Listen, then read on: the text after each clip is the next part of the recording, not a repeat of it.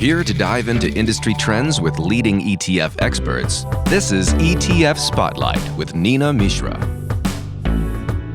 Hello and welcome to ETF Spotlight. I'm your host Nina Mishra. My guest today is CNBC's chart master, Carter Braxton Worth.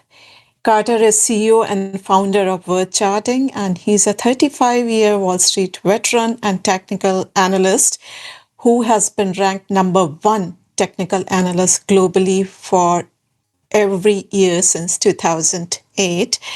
And we see him frequently on CNBC's Fast Money and Options Action, where he provides actionable, data-driven stock analysis. He recently launched the Worth Charting Options Income ETF, ticker symbol Worth, WRTH. And this new ETF is a vehicle for investors to directly tap into Carter's highest conviction ideas. Carter, welcome. Great to have you with us today. Well, thank you so much, Nina, and really quite an honor to be here and to talk about our new fund, Worth Charting Options Income Fund, symbol WRTH.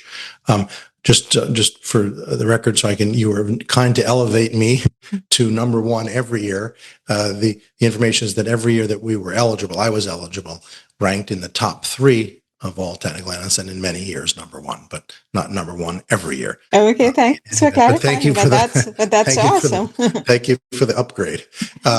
In any event, pleased to be here. Thank you. Sounds great. So we'll obviously talk about this ETF, and we'll also cover some charting basics because you are the chart master and what the charts are currently telling us about the market, some of the biggest names and where they are headed. But I want to start off with the basics. So tell us, when you open a chart, what are the first 3 or 4 things you look at? What stands out to you immediately? You know, the key to that is that it is a first impression. And then the way you've articulated, when you first open a chart, the longer you're staring at it, the less useful it's going to be. It's very much like Rorschach cards. Your first impression, just as when you first take a bite of a meal you've ordered or first meet a person, first impressions are very, very important. They're exceedingly important in the world of studying prices. And so the first thing, of course, is that one either accepts or does not accept the concept that there's wisdom in price, in collective judgment. And that's what charting is all about. We know that a lot of people don't use charts or believe in charts, that they just are depicting the past. But that's not what, of course, it is. The government knows this. The government uses stock prices in their leading indicator index. And so when I first look at a chart, the first thing anyone should know is that price momentum tells us more about a business than anything. If a stock chart, which means its share, is basically going down and to the right over 1, 2, 3 years, it cannot be operating well. This is definitional. If it's going up and to the right, it is operating well. So that in the very first instance, is this business, because the shares reflect the business, is this business prospering or struggling? Are we in uptrend or downtrend? And then from there, if we're in an uptrend, does it look as though the uptrend's stalling? Is it aging out? Is it prospectively rolling over, or turning into a bullish to bearish reversal? Or the reciprocal, this very weak business has been in a 2-3-year downtrend. Is it starting to base and bottom? Is it on the cusp of turning into a bearish to bullish reversal? But the key is, again, current price juxtaposed against past price. And so to really answer the question, I rely on 4 bits of data: high on the day, the low on the day, the close, and volume. Moving averages, of course, are derived from those 4 bits of data. Moving averages are derived from price, and so is relative strength. But the number one thing, if I were to say, is volume. And this is important, that the existentialist, the Camus or the Sartre, would say existence precedes essence. And in markets, volume precedes price. Unusual activity in a neighborhood where there was no activity. What's going on? Wow, there's a flurry of new buys. That's what we look for. That means something's going on in real estate in that area or that zone or any other. Why are the tickets being bid up for this particular event? unusual volume in share price is the number one tell that something is developing, something is brewing. Very interesting. So unusual volume, and you said volumes precede prices. So if someone could learn one technical indicator very well, so would you say that they should learn to study volumes to master charts? Yes, because it's only because something is outsized, right? Why? Here, I'm going to give you, if we have, I'm going to give you an anecdote, two anecdotes that would make this. Picture some neighborhood, a suburb outside of New York, a nice suburb like Greenwich, Connecticut, that might, or a suburb outside of Houston, like River Oaks, or pick anyone outside of. If all the houses, for fun, let's just say, are worth $3 million, and one day the man drives home, there's his neighbor, they're best buddies, and he says, Peter says to the neighbor, Tom, hey, how's it going? I want to buy your house. What do you mean you want to buy my house? You have your own house. We both raise our children here. We love it here. No, I want to buy your house. I'll give you $5 million. And Tom says, you're crazy, Peter? These houses, we know we got great houses. They're worth $3 million. You want to pay me $5 million? You must be drinking. He says, stop. Aren't we playing golf tomorrow? Yeah. Okay. It happens that 2 days later, he drives home. He says, Peter pulls into the driveway. Tom, yeah, hey, what's going on? Hey, I'm serious about buying your house. I'll give you $10 million. Have you lost your mind? What are you talking about? He said, actually, if you'll do it in the next 30 days, I'll give you 12. Now, what's going on? Has he lost his mind? Or he found out that there's oil under his neighbor's house. That his brother is a geologist, seismologist. We're looking for unusual volume, which means when people are pushing into a stock, do they know it's about to be taken over? Or there's FDA approval coming? When you see outsized price moves, when someone's irresponsibly or not offering too much for a stock, it is a tell that they know something that the general public doesn't. Same example in another neighborhood. Guy drives home, pulls in. Tim, what's going on? Hey, Tim. Hey, Ian. Hey, listen, I want to sell my house. What do you mean you want to sell your house? We love you guys. Don't move away. Why you? No, I want to sell it. I'll sell it to you for $1 million. Well, come on, man. Our houses are worth $3 million. The whole neighborhood, ever three, $1 million? You're crazy. You just go, you drinking again? Okay. Comes back 2 days later. Hey, what's up? Hey, how's it going? How's the movie? It was good. No, I don't want to talk about that. I'll sell, if you would buy I'll sell it to you for 500 if you do it in the next 20 days. Have you lost your mind? Why would he be willing to sell down at 500,000? He found out that there's radon under his house. It's a death trap. It's uninhabitable. You are looking for, when there is price action and has unusual volume that has no news, that's a tell that something is outsized, irregular, good or bad. That's an amazing anecdote. So lately, market has been driven so much by headlines only. So one day it's the Iran conflict and oil prices, and the next it's tariff and other geopolitical development. So do you ever let a fundamental story override? Never. Oh, okay. So it's the chart. Yeah. You rely only on chart patterns, even in a noisy environment like this. Okay. Well, for instance, I mean, I do as a fundamental analyst for years. It doesn't have the efficacy. The oldest form of securities analysis is charting, right? The Japanese were doing candlestick charts back 200 plus years ago. Modern finance, CAPM, right? That's dividend discount models, PEG ratios. These things are 40, 50, 60 years old. They're brand new. There is no relationship between the price of a shares and the value of a company 1 month, 6 months, 1 year. There's 100% correlation, as Peter Lynch would tell you, between the shares of a company and the earnings of the company long-term, 10, 20 years. You make money, your shares go up. You lose money, your shares go down. But this week, this month, 6 months, there's no relationship at all. That's why a semiconductor can triple and then it can drop 50%, as many have just done. There's no relationship between shares and earnings or valuation. And so one can either study shares, study prices, or just be a buy and hold and then study companies. But if you're going to trade, you're going to be in the market trying to profit on an intermediate basis, sort of 6 to 8 months, 6 to 9 months, price action charts. It's the only way to do it. I also wanted to ask you about entry and exit points because they are so important. Many traders, Yes, many investors, they identify the correct trade, but then they struggle with the, entry and exit points. So what advice would you give our listeners about identifying good entry and exit points? Yeah, now that's a very big subject. I have a very fixed approach to that. I have what's known as 4 identifiable buy junctures and the reciprocal 4 identifiable sell junctures. That's the body of work that I've spent my life on the last 35 years. It would be hard to articulate those individually, but I would just leave people with this, that entry points are absolute. Exit points are subjective. So let's say conceptually one's playing for a breakout, a stock that moved from 20 to 80 and then is consolidated for a year between 70 and 80, 70 and 80, 78. So the circumstance at hand is a big winner, 20 to 80 over 2 years. And for the past 12 months in a tight range, 70 to 80, 70 to 80, 80, 70. Playing for a breakout, meaning it starts to go to 81, 82, the entry point is absolute.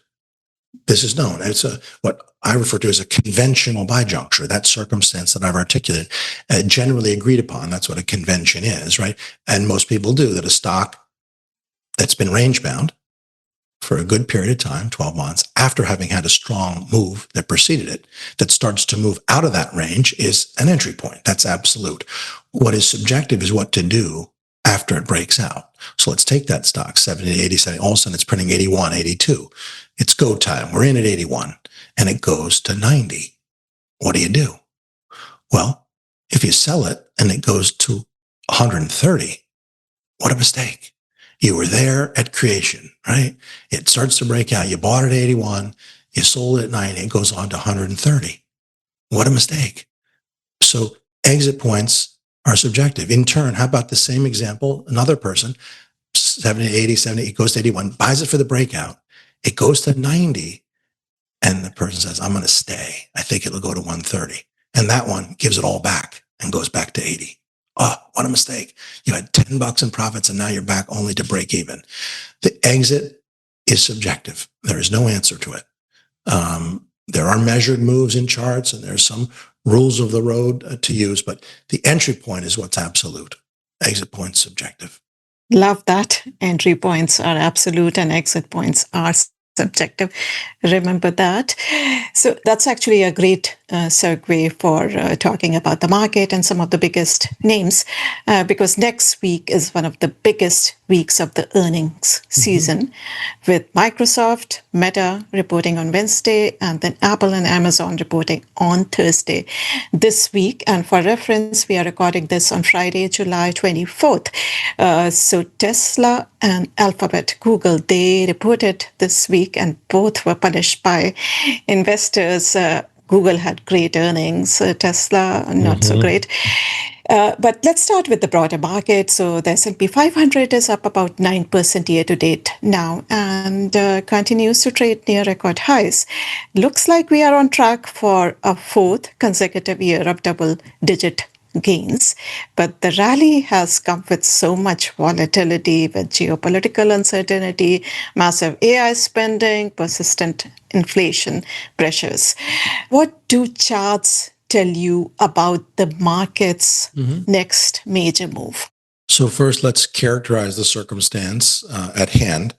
As all will know, we have, starting in the year, a 10% sell-off that ended, right, on the lows of March 30. And it was associated with news, Iran-US conflict. And then from that low, literally March 30, of course, the S&P rallies all of April and all of May, going up 21%, NASDAQ 34. So to think about the sequencing, starts the year, you drop 10, rally 20, S&P off that 10% sell-off. And then for the past 8 weeks, it's dead flat. So consolidating. So high volatility within individual stocks, but very low variance for the market. The market has been in a 4.5% range since mid-May, right? So if you were to think, where did the market close on May 13th, 14th? It was 74.50, We're trading at 74.50 right now on the S&P. So if you think about that sequence, a meaningful sell-off, 10% to start the year, an incredible ricochet thereafter, April, May, and then this tight range. That circumstance can only be characterized as one thing, consolidation. We're consolidating, resting from the very impressive April, May ricochet, 20% in the S&P, 30% plus in the NASDAQ. What then needs to be figured out, and I don't have an answer because it's truly a coin toss here, a jump ball, is this tight consolidation, because it can only be two things, the pause that refreshes, or is it the stall before further selling? Now, my hunch is it's the latter, that it's a stall before further weakness. But the circumstances I've characterized it, and not to say that that's the only way to characterize it, right? Because those are the facts. 10% sell-off, February, March, 20% ricochet, April, May, and then basically June and July, dead flat. And even as we have massive volatility at the stock level, Tesla or Google, or huge moves from IBM, you pick your stock, the market itself is very quiet, actually, in a tight range. Let's talk about the AI trade now, because it has been the biggest driver of the market for the past few years. But within the AI ecosystem, this leadership has continued to shift, and the Magnificent 7 ETF max is actually down about 5% this year, whereas the semiconductor ETF SOXX, that has surged about 75%, because we have seen investors have started punishing many of the big AI spenders, and they are rewarding the companies benefiting from that massive investment. So let's first start with the Max 7, because as you mentioned, there's been such a wide divergence in performance among these stocks this year. Is there any one name that looks particularly compelling based on charts, and any one stock you think investors should avoid? Well, that brings up the question of tech first. My favorite within the big marquee names is Apple, right? Is the one that has exhibited the best relative performance of late, right? It was the laggard. It wasn't a high flyer, as were most of the others, and therefore it doesn't have any of that excess that needs to be worked off. So Apple, again, would be my favorite of the super cap, whether it's the Mag 7 or top 10, whatever you want to call it, these acronyms change all the time. But the point is that would be a favorite by far. It's a particularly good chart. But I think the important message is that one has to make is at the institutional level, whether you're underweight or overweight technology is very bifurcated, right? You have high flyers and losers. And then of late, high flyers have succumbed. AI, semiconductors, important sell-offs. And at the weekend, they're not getting much better. That's the Microsofts and other software type names. So as a general circumstance, I think it's right to be underweight technology as a theme between now and the end of the year. Does that include chip stocks as well? Well, yes. Do you recommend? Yeah, sure. Okay. Yeah, because lately we have seen that this love-hate relationship with chip stocks. They are down one day, up the next. Well, yeah, and it comes in, it's like things are loved. And then if you were to do a search, do an AI search, or you can do it on a different function on Bloomberg or FactSet, for the use of the phrase Magnificent 7, in not only in Wall Street research reports or in CNBC or other media outlets, it has collapsed. It's down 70%. That was all the rage. Mag 7 now. It's not talked about, right? So for instance, gold was very popular. Now it's not talked about. Oil was very popular. Now it's not talked about. It's ever thus, right? Oil's down 30%. Gold's down 30%. What's in the news is what's working now, and that's the human condition. And so the last year, the two best performing asset classes, 1 and 2, were semis and gold. This year, semis, but not gold. And semis are now under real pressure, right? They've had a substantial sell-off, in many instances, 40 to 50%. And I don't think they will quickly recoup those losses and go on and make new highs. So because of that, and because of how poorly, again, other areas of technology, software, and so forth, that area, that theme, that sector is an underweight by our work. Very interesting. So since you mentioned gold and its underperformance, yeah, it seems that gold has lost some of its shine this year. But as you mentioned, it had a tremendous performance over the past couple of years. So do you think this is just a pause in a longer term uptrend for gold, or are the charts suggesting something else? I would characterize the sell-off. Remember, gold made a peak in January, right? It was the last days of January 29th or 30th, right around there. And it's down 30%. So I would characterize this move, gold having hit a high of 5,700 to a low here of 4,000, as a mature intermediate decline, right? There are only three time frames, right? There's minor, intermediate, and major. Minor, a couple days, a couple weeks, not so interested in that. And major, 10 years, it's not what charts are about. That's buy and hold. Intermediate is where really alpha is generated. And so if you look at the intermediate decline in gold from $5,700 an ounce to 4,000, it is a mature in terms of duration, January to July, mature in terms of magnitude, 30%, and I'm a buyer here for a bounce. Let's talk about small caps also, because you did mention small caps earlier. And the Russell 1000 index, in fact, surged 22% in the first half. But many of the best performing companies within that index, they have graduated to the large cap index. So many investors are wondering whether the outperformance of the Russell 2000 can continue in the second half. What are your thoughts? I think it's more a function of the denominator. Right. So the Russell's outperformance is not so much that it's doing it, it's the give back in the super cap names, right? That has caused the relative performance to be so good. I like the Regional Banks Act, and I'm generally in the camp that the outperformance of small versus large will continue. Now, if there was one single most important chart in the market right now, what would it be, in your view? Well, it has to be surely the 10-year yield, right? I mean, the cost of 10-year money is basically dead flat for 3 years. At no point in the past 5 have we gone above 5%. We went briefly above that level intraday on October, I think it was October 20 or right around there of 2023. We went briefly above 5. And so this has been nirvana, right? Hot interest rates are a problem. Low is a problem. Recession. We've been in a perfect environment that people can believe in any multiple they want to believe in and assign any multiple they want to growth equities. But the number one, if and as rates were to go above 5.25, that would be a major problem for the market. Great. Now let's talk about your ETF. Please tell us what it intends to do. Why did you decide to launch this ETF?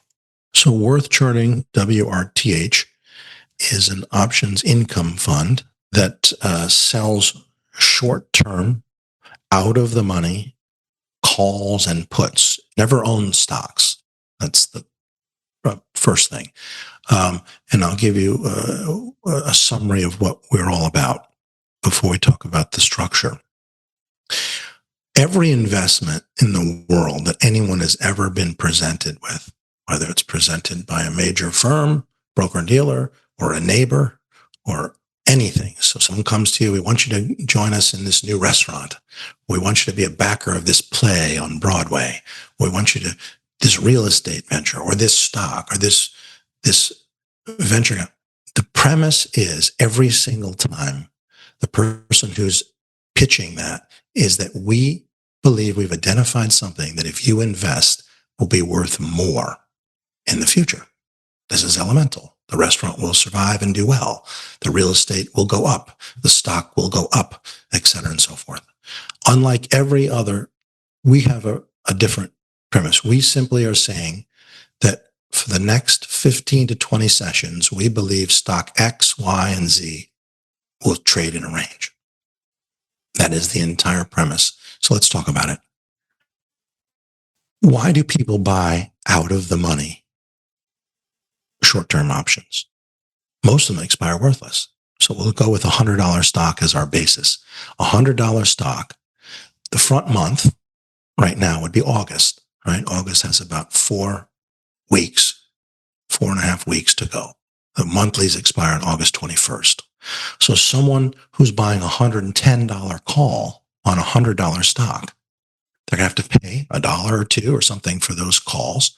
So they need the stock to move up at least to 110, the strike price. Yes, 10% plus the premium they paid, let's say hypothetically 2. They need the stock in the next 3 to 5 weeks to go above 112. That's pretty speculative. Or the buyer of the put, the 90 put, they need the stock to go down 10% and then some. So here are the statistics related to short-term options.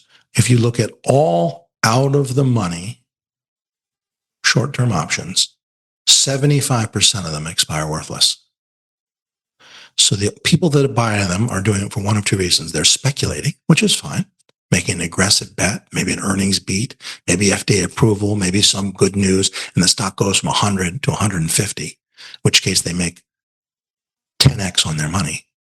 Or the other buyer of a call or put is someone who's buying insurance, right? Who's hedging. We sell short-term options. That's what we do. And so if you do both selling the $110 calls and selling the 90 puts, you are entering into a strangle. You're betting that volatility, the stock will stay in a range between 110 and 90. Now, one could say that's the riskiest thing you can do because you're naked, which we are.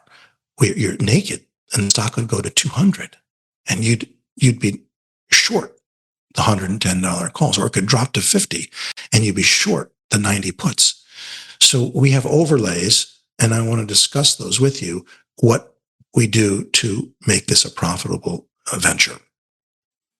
The first overlay is that all options that we sell are front month, short term. And then the second is that they're not just out of the money, they're out of the money by at least 10%. So again, 110 calls, 90 puts, or maybe the 120 and the 80 puts. So once 75% of all short-term out-of-the-money options expire worthless. Once you add the overlay of 10% out of the money, the odds go up to 85, 86%. And you can do the research yourself. Anyone can do it, that the option will expire worthless. The next overlay is we don't do small cap stocks. Those can get bought out. M&A. Only large cap stocks, only S&P type large cap stocks. If you include that overlay, the odds of short-term calls and puts that are out of the money by 10% that they expire worthless and they're large cap stocks, it goes to 90%. The next thing is we eliminate biotech. We would never be naked a call. What if they solve cancer? $100 stock goes to 400. If you remove all biotech, the odds of short-term out of the money by at least 10%, large cap and non-biotech, the odds go to 93, 94. And then this is the final overlay. We sell strangles on the day or immediately days after a stock has gapped up or down 10%, so that we have no earnings risk. So we strangled Tesla yesterday. Yesterday, Tesla gapped down 15% on its earnings. Yes? Now, we never will go, we always short term. We would never go before earnings, after earnings, because we don't want earnings risk. The number one mover of a stock in a big way is earnings. Earnings beats or earnings misses. Stocks drop and gap, or they surge and gap up. So after Tesla drops the way it did, there's huge premium in the puts, right? Tesla dropped from where was it trading? I guess the day before it was trading at 377. And on yesterday's news, it dropped and gapped to 319. So then there are people say, it's going to get worse. It's going to get worse. There's huge premium in the 300s.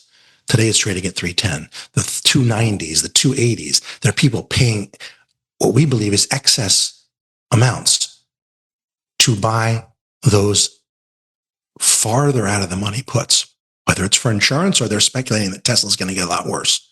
And in turn, there's a lot of premiums still in the calls because a lot of people say, oh, this is just a one-day thing. Tesla's a great company.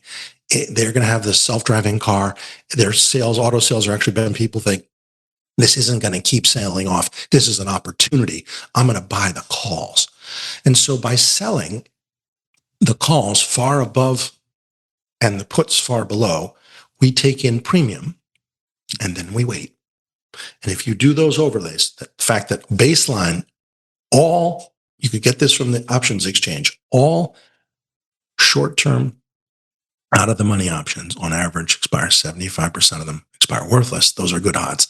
If you do large cap only and you do non-biotech and you do not just out of the money, but out of the money by 10%, both sides, and then after a stock is gapped up or down in earnings, you have an exceedingly high probability that the options will expire worthless. This is what we do. Now, one other overlay. In order to insure against tail risk on the upside, we buy far, far, far out of the money calls were a stock to run away to the upside. So on the put side, people say, well, what if the stock gets weaker here and Tesla gets put to you? Tesla would get put to us at $290, let's say, plus the premium we took in of $10, would be willing to buy Tesla at $280. Sure. And in turn, were Tesla to surge, we're willing to short it. And this is the basic premise. So it's all money is held in T-bills, and all of these options are cash secured. Very interesting strategy, Carter. Congratulations on the launch. We'll have to leave it there. This was really excellent. Before we go, tell us where people can follow your work if they want more of this in real time. Sure, you can just look us up at worthcharting.com. We also can go to any exchange and pull up our ticker for this particular endeavor, WRTH. The firm, just to end, is a institutional research boutique. We provide research to the largest hedge funds, mutual funds, family offices, endowments, pension plans around the world. That business has been in effect for, again, decades, and that continues. But we have an online offering for people for subscription service. And then this is the third leg of the stool. And the final leg, we have this ETF, WRTH. Great. Thank you so much for joining us today and for sharing your insights, and hope to talk again soon. Lovely. Thank you so much. That was Carter Worth of Worth Charting. His ETF is Worth Charting Options Income ETF, ticker symbol WRTH. We talked about chip stocks, and ETF is semiconductor, iShares Semiconductor ETF, SOXX. We mentioned the Magnificent 7 ETF. The ticker symbol is MAGS, MAGS. We talked about Tesla. We all know the ticker symbol is TSLA. Alphabet or Google, the ticker symbol is GOOG. He mentioned that he likes Apple, and the ticker symbol is AAPL. He also mentioned that he likes gold, and I have talked about gold in the past episodes as well. GLDM and IAUM are among the cheapest physically backed gold ETFs that are really suitable for longer term focused investors. Thanks for listening. If you like our show, please leave us a rating on iTunes or wherever you get your podcasts. Make sure to subscribe so that you do not miss any episode. If you have any comments, questions, or suggestions, please email podcast@zax.com. This material is being provided for informational purposes only, and nothing herein constitutes investment, legal, accounting, or tax advice, or a recommendation to buy, sell, or hold a security. Do not act or rely upon the information and advice given in this podcast without seeking the services of competent and professional legal, tax, or accounting counsel. Publication and distribution of this podcast is not intended to create, and the information contained herein does not constitute an attorney-client relationship. No recommendation or advice is being given as to whether any investment or strategy is suitable for a particular investor. It should not be assumed that any investments in securities, companies, sectors, or markets identified and described were or will be profitable. All information is current as of the date herein and is subject to change without notice. Any views or opinions expressed may not reflect those of Zacks Investment Research as a whole.